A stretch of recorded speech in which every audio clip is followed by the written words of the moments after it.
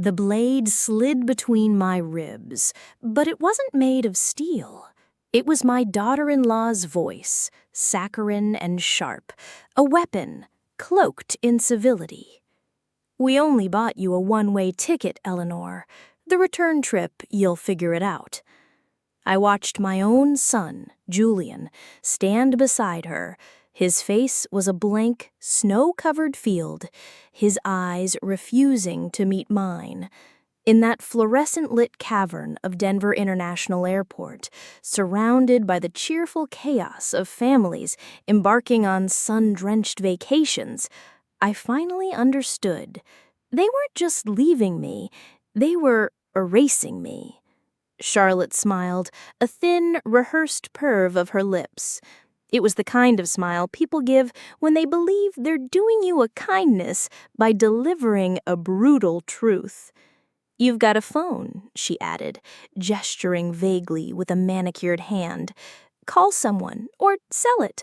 That should cover a bus ticket, right?" With a flick of her wrist, she turned, her designer luggage gliding effortlessly behind her toward the first-class security lane. Julian followed, a ghost in her wake, never once glancing back. They disappeared through the checkpoint, melting into the anonymous river of travelers. Gone, with every last ounce of dignity I thought I still possessed, I stood frozen, a statue in a place that never stopped moving. My purse was clutched to my chest like a shield. No suitcase, no boarding pass, just a thin cardigan against the terminal's artificial chill and a printed itinerary that I now knew was a prop in their cruel little play. This trip was never meant to include my return. I was never meant to be part of it at all. The airport's cacophony swelled around me, the metallic chime their final boarding calls, the clatter of rolling suitcases, the bright, sharp laughter of strangers. People's gazes skittered over me, then quickly away, embarrassed by the raw spectacle of my abandonment. One woman offered a polite, fleeting smile that curdled into pity as her eyes dropped to the empty space where my luggage should have been. For a moment, I wished the floor would swallow me whole. Just hours earlier, I had awakened in my own bed, believing I was part of something, a healing getaway, they'd called it, a balm for the wounds left by the funeral. My husband, Arthur, had been gone for 2 months. 42 years we'd had. 42 years of shared breaths in the quiet of the night. We buried him on a raw, windy Monday in March. "You need to get out of the house, Mom," Julian had said, his voice soft with a concern I now recognized as hollow. "Stop sitting in the dark." So I had gone along with it. I had unlocked the velvet box where I kept my treasures and taken out the silver bracelet Arthur had commissioned for our 30th anniversary. It was a heavy, intricate piece, crafted by a local artisan in the mountains, its clasp a knot of intertwined aspen leaves. I sold it to a man in a dusty pawn shop who looked at me with more genuine sorrow than my own son had managed. "Everyone's pitching in," Charlotte had chirped when I'd offered the cash, but I never saw a receipt. I never questioned it. I was raised to trust family, even when they stopped treating you like it. At the check-in counter, the first crack in the facade had appeared. Charlotte's mother, who had joined them for the trip, had a priority tag on her bag. So did Charlotte and Julian. First class. I was relegated to the back of the plane, a fact explained away as a simple matter of boarding convenience. "We'll come check on you after takeoff," Charlotte had promised, but that was before the gate agent scanned my pass, her brow furrowing. "I'm sorry, ma'am," she said, her voice laced with the practiced dread of someone about to deliver bad news. "This ticket has been voided, and there's no return flight booked under your name." I had smiled, a reflex of disbelief. There must be some mistake, but when I turned, they were already walking away. I trailed them to the security line, the useless travel documents trembling in my hand. And that's when Charlotte delivered the rehearsed lines that shattered my world. She said it all with the casual indifference of someone announcing a change in the weather. And Julian, my Julian, didn't correct her. He didn't defend me. He simply adjusted the sunglasses perched on his head and kept walking, leaving me behind, like a crumpled receipt, its purpose served, now discarded. I stood there long after they vanished from sight, too stunned to move, too proud to collapse onto the nearest bench. The tears wouldn't come. Not yet. I just drew one shallow, ragged breath after another. The last time I had felt such a profound sense of abandonment, I was a little girl on a porch step, waiting for a father who promised he was just going to the store. He never came back. Now I was here, full circle, except this time I had raised the person who was walking away. The world churned on around my island of stillness. A young father navigated a stroller past me. A troop of teenagers in matching hoodies jostled by. The sun slanted through the immense glass walls of the terminal, a brilliant, painful glare. I looked down at my phone, the smooth, cold weight of it, a grounding presence in my hand. It was the only thing I had left that proved I still existed in their world. Who would I even call? My sister was gone, years ago. My friends had their own lives, their own quiet sorrows. I would not burden them with my humiliation. I would not give Julian and Charlotte the satisfaction of knowing they had broken me. Instead, I took a deep, steadying breath, rose to my feet, and walked to a deserted row of seats. I sat with my back straight, my chin held high. I may not have had a ticket home, but I had something else tucked deep within the lining of my purse.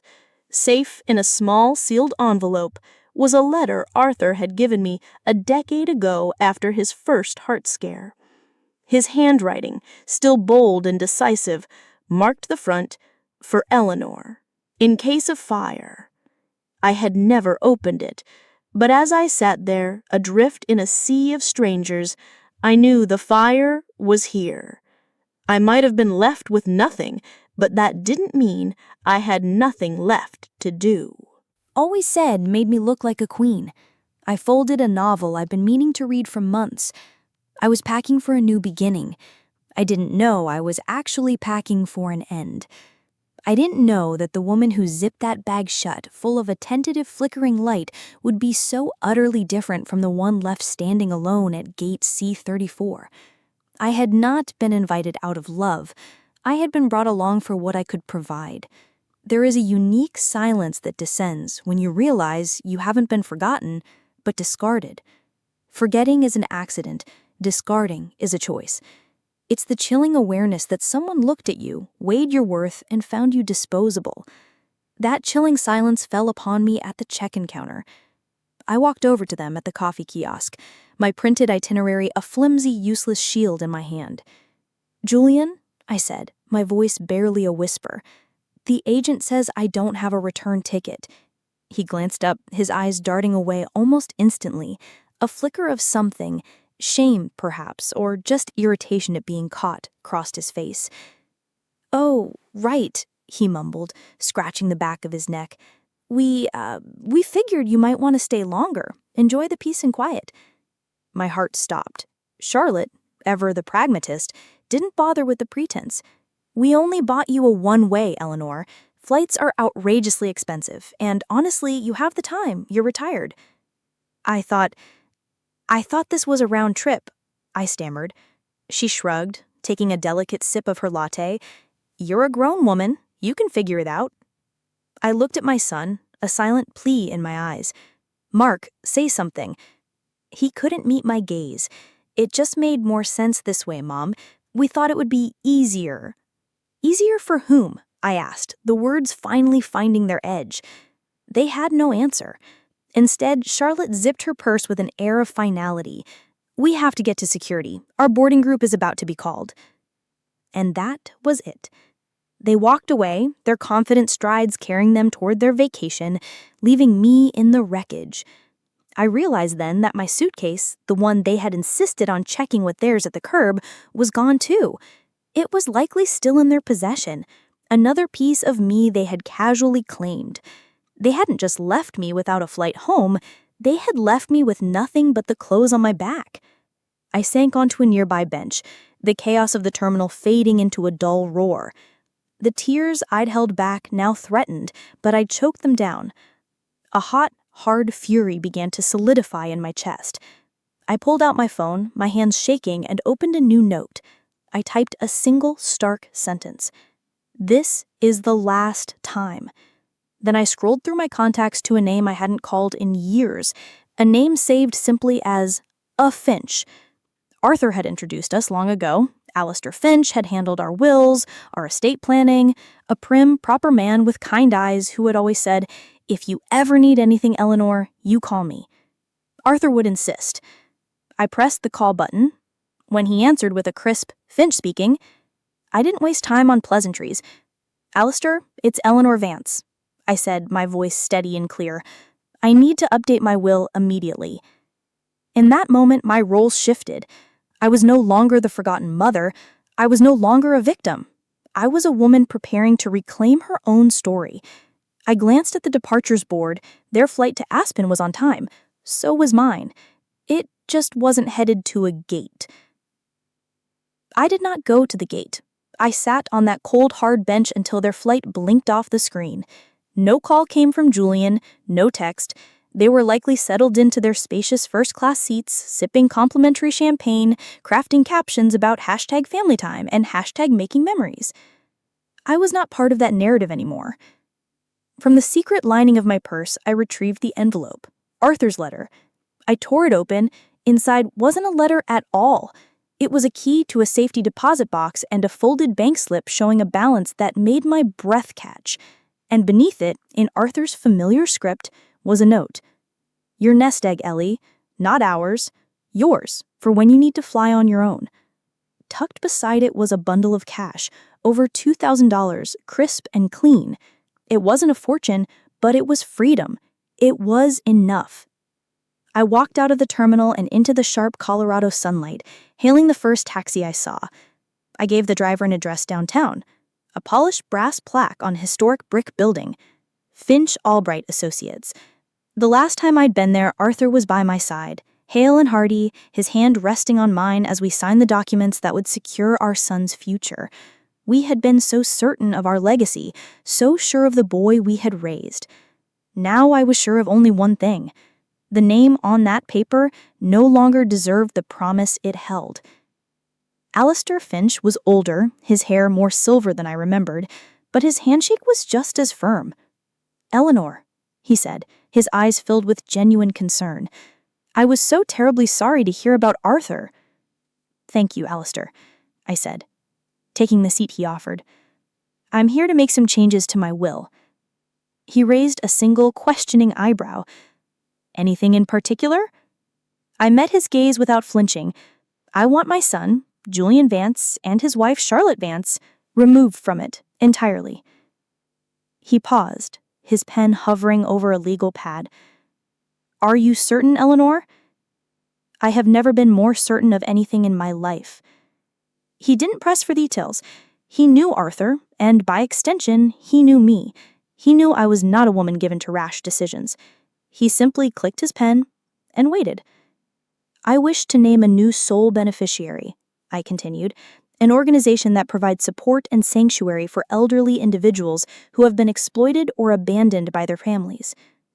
He looked up, his expression unreadable. "That's a very specific directive." My reasons have become very specific. For the next hour, we systematically deconstructed the life plan Arthur and I had so carefully built. Line by line, clause by clause, we dismantled a future that was no longer valid. It was not an act of spite, but of radical, painful clarity. As we worked, I told him about a place I'd read about, a forward-thinking senior community called Aspen Ridge Estates. They had a charitable arm. I had the pamphlet in my purse. And Alistair, I added, leaning forward, I want to ensure that they can never touch another cent of what is mine. I want the household, the account secured. I want to create an ironclad trust. We can do that, he said, his grimly determined voice. We will make it untouchable. When I walked out of his office, the afternoon sun felt different. I didn't feel broken or weak. I felt clean. I checked into a modest hotel downtown, not as a final destination, but as a temporary harbor, a place to rest, to think, to let the woman who was left at the airport fade away, and to allow the woman who walked out of the lawyer's office to fully emerge. A woman with no return ticket is not a woman who is lost. She is a woman who was finally choosing her own destination. The morning light filtering through the thin hotel curtains felt like a benediction. The paperwork was in motion. It was official. My son and his wife were ghosts in my future, their names erased not in anger, but in the quiet, deliberate act of self-preservation. Some choices aren't made in the heart of a storm. They're made in the stillness that follows after you finally accepted that the rain is never going to stop. The estate wasn't vast, but it was mine.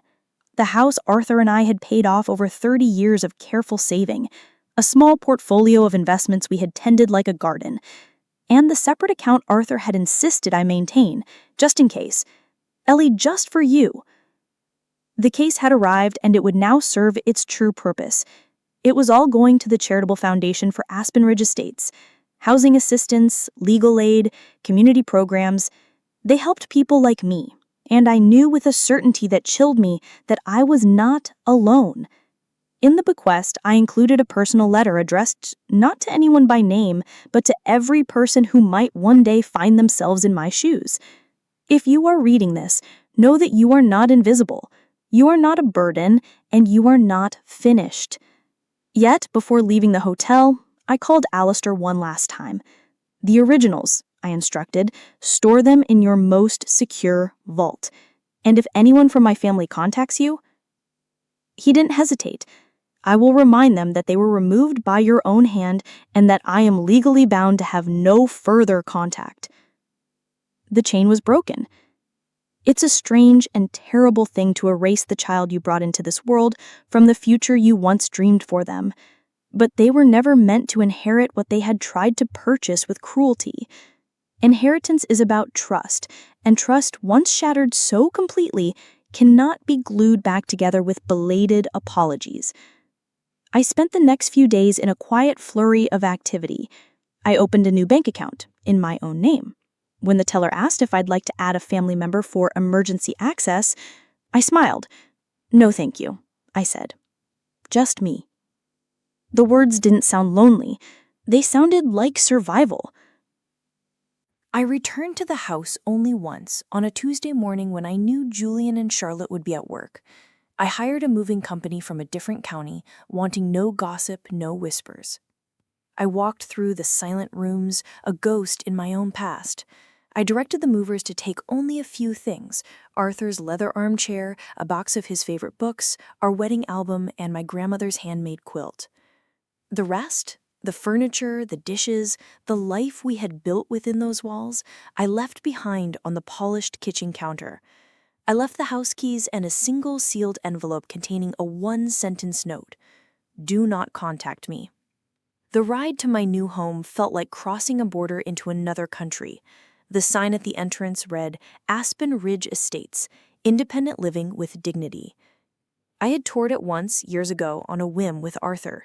Maybe one day, he had teased, if their Jell-O is any good. It had more than good Jell-O. It had sunlight pouring through pristine windows and hallways that smelled of lemon polish, not antiseptic.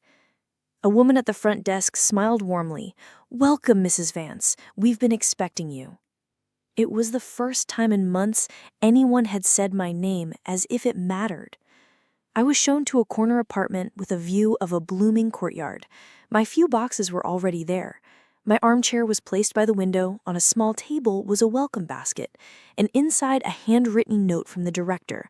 It read, "Your generous contribution has already helped 3 residents secure their place here. Welcome home." What Julian and Charlotte would never know was that Aspen Ridge had been funded in part by my own quiet revolution. I had built my own sanctuary here. I would never be forgotten. I was not a relic. I was a founder. The next 6 months passed in a gentle, healing rhythm. I joined a book club. I took a pottery class, my clumsy hands finding joy in the feel of cool clay. I met a retired history professor named Clara, who had a wit as sharp as my own and made me laugh until my sides ached. At 5 o'clock every evening, someone would knock on my door. "Dinner, Eleanor?" Not because they wanted something, but simply because they wanted me there. There was a seat at the table with my name on it. Home isn't a place you store your things, it's the place where you are wanted. I was finally home. Then came the day I had circled on my calendar. An email from Alistair arrived. The subject line was a single word: delivered. By noon, my phone began to ring. Julian. I watched the name flash on the screen, a name I had once loved with a fierceness that nearly broke me. Now it stirred nothing but a profound stillness. I didn't answer the first call, or the 10th, or the 16th. The next morning, an email appeared in my inbox. Subject: Mom, I am so sorry, please. I opened it not with dread, but with a detached curiosity. Mom, it began, I don't know what to say. We got the letter from the lawyer, Tanya and I. We never thought you'd actually do this. Maybe we handled the airport thing wrong. I know we did, but to cut us out completely, the house, the savings, even Arthur's workshop, it's all gone, Mom. This is everything. We're your family. Can we please just talk? 5 minutes, that's all I ask. Mark. We never thought you'd actually do this. That one sentence laid their souls bare. They thought I was too old, too weak, too broken by grief to fight back. They mistook my love for a bottomless well from which they could draw forever without ever replenishing it. They had mistaken kindness for weakness. They hadn't just left me at an airport. They had left me behind in every way that mattered long before that day. Now they wanted the scraps of a life they had willingly torched that afternoon. In the Aspen Ridge Library, Clara slid into the armchair beside me. "You've got that look on your face again," she said wryly. "What look is that?" I asked. "The look of a woman who just reminded the world who she is." I smiled, a real, genuine smile.